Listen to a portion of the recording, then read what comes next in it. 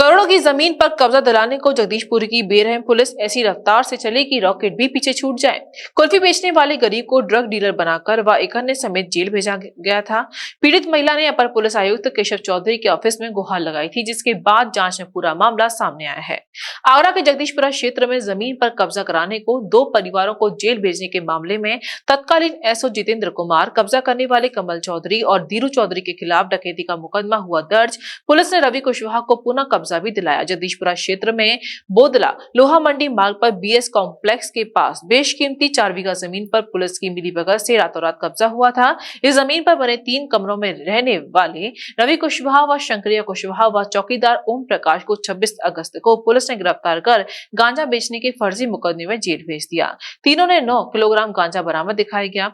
4 महीने से अधिक समय तक जेल में रहे बेकसूर रवि को 8 और शेष 2 को 9 दिसंबर को जमानत मिली। बेकसूरों को जमानत मिलने से पहले ही पुलिस ने काम पूरा कर दिया। विवेचक दरोगा आशीष कुमार त्यागी ने 17 दिसंबर को ही तीनों के खिलाफ चार्जशीट लगा दी। चार्जशीट में साक्ष्य के तौर पर खेत में गांजे के साथ खींचे गए फोटो लगाए गए। इसमें 3 कट्टे गांजा और स्कूटर बरामद दिखाया गया। रवि को जेल भेजे जाने के बाद उसकी पत्नी पूनम ने अपर पुलिस आयुक्त केशव चौधरी के ऑफिस में गुहार लगाई थी। बताया गया कि उन्हें जमीन खाली न करने पर जेल भेजने की धमकियां मिल रही थी। इसके 5 दिन बाद ही पुलिस ने पूनम और उनकी ननद पुष्पा को अवैध शराब बेचने के आरोप में गिरफ्तार कर जेल भेज दिया। इसके बाद जमीन पर कब्जा करवाया गया। वहीं इस मामले में पुलिस कमिश्नर प्रीतिनंदन सिंह ने इस प्रकरण में एसआईटी टीम का गठन किया और उक्त टीम का प्रभारी डीसीपी सिटी सूरज राय को बनाया गया। वहीं उक्त प्रकरण में हर पहलू पर जांच की जाएगी।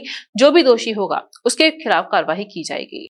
देखिए, एक मामला संज्ञान में आया था जगदीशपुरा में, जिसमें गोपनीय सूत्रों से ये पता चला था कि पुलिस के कुछ कर्मियों ने, जिसमें एसओ भी इन्वॉल्व थे, और आबकारी टीम ने एक परिवार के कुछ सदस्यों को, जो शायद एक जमीन पे केयरटेकर के रूप में रहते थे, उनको अवैध शराब में और अवैध गांजे में बंद किया था और उसके बाद उस जगह का कब्जा तब्दील हुआ। जब ये चीजें संज्ञान में आई, जो 3-4 दिन पहले संज्ञान में आई थी, हालांकि ये घटना अक्टूबर-नवंबर की है, तो डीसीपी सिटी ने एक रिपोर्ट दी थी, जिसके बेसिस पे एसओ का और बाकी जो पुलिसकर्मी उसमें इन्वॉल्व थे उनके खिलाफ निलंबन की कार्रवाई की गई और उसके बाद उनकी विभागीय जांच एएसपी हरिपर्वत को दी गई और उसके साथ साथ ये पता किया गया कि इस पूरे प्रकरण में कौन वादियां हैं।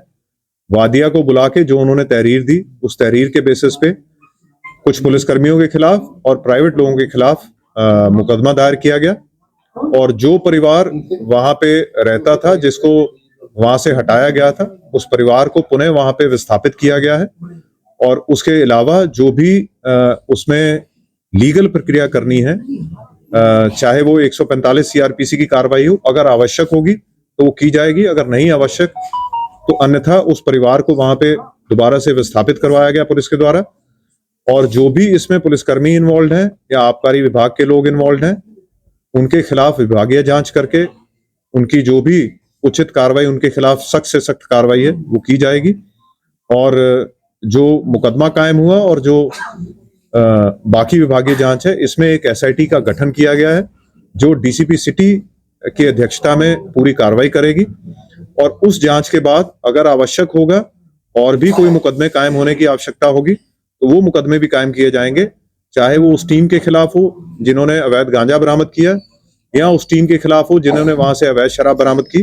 पहले उसमें जांच होगी और जांच होने के बाद अगर ये पाया जाता है कि ये सारी जो कार्रवाई थी ये गलत कार्रवाई थी, तो वहां मुकदमा भी कायम होगा और भी जो कार्रवाइयां होनी होगी उनके खिलाफ कार्रवाई की जाएंगी। इसके अलावा इसमें जो भी विवेचक हैं उनकी क्या रोल रहा, क्या भूमिका रही, उसकी भी जांच की जाएगी और अगर आवश्यक होगा तो उनके खिलाफ भी सख्ती से कार्रवाई की जाएगी। सर, जमीन कब्जे में पुलिस भी इन्वॉल्व रही, आबकारी विभाग वाले मौजूद रहे, तो इसके पीछे मास्टरमाइंड कौन है? क्या एक भूमाफिया ने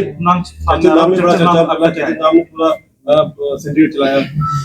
देखिए, ये कब्जे करने में लोग इन्वॉल्व रहे हैं पुलिस के या आबकारी विभाग के, ये तो मैं नहीं कह सकता हूं, लेकिन जो मुकदमा कायम हुए हैं उनमें डेफिनेटली इन्वॉल्व रहे हैं।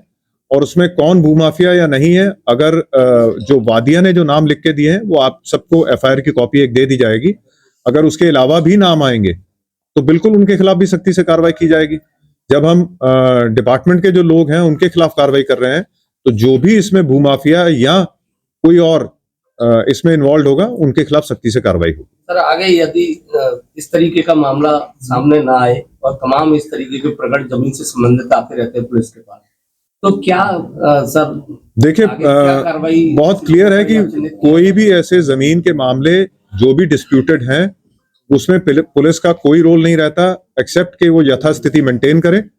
और ये बिल्कुल क्लियर निर्देश हैं जो हर मीटिंग में सबको बताए जाते हैं, सभी अधिकारियों के माध्यम से, सभी एसओ इंस्पेक्टर्स को भी, सभी चौकी इंचार्जों को, कि पुलिस का मैटर हमेशा ये होता है कि जो वहां पे विस्थापित हैं, हमारे पास बहुत से कंप्लेनेंट आते हैं जो कहते हैं कि हमारे घर में 25 साल से 30 साल से कोई रह रहा है या दुकान में रह रहा है, तो वो उनको जो लीगल प्रक्रिया अपनी फॉलो करनी है, जो कोर्ट के माध्यम से उनको एविक्शन करवानी है, कोर्ट के माध्यम से एविक्शन करवानी है।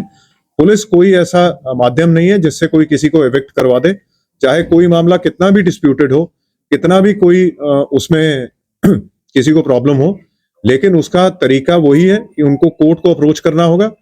श्री राधिका स्वीट्स प्रस्तुत करते हैं अपने प्रतिष्ठित मिष्ठान के 5 अलग अलग प्रतिष्ठान, जिनमें मिलती है गुणवत्तापूर्ण शुद्ध देसी घी से निर्मित मिठाइयाँ और मिलता है शुद्धता का विश्वास। तो आइए राधिका स्वीट्स पर और लीजिए शुद्ध देसी घी से निर्मित मिठाइयाँ। हमारे प्रमुख प्रतिष्ठान है राधिका स्वीट्स, माँ वैष्णो देवी मंदिर के समीप छठी कला, राधिका स्वीट्स रेलवे पुल के पास कोसी कला, राधिका स्वीट्स मंडी समिति के सामने सौंख रोड मथुरा, राधिका स्वीट्स धौली प्याऊ मथुरा और राधिका स्वीट्स श्री कृष्ण जन्म स्थान के पास पोथरा कुंड मथुरा।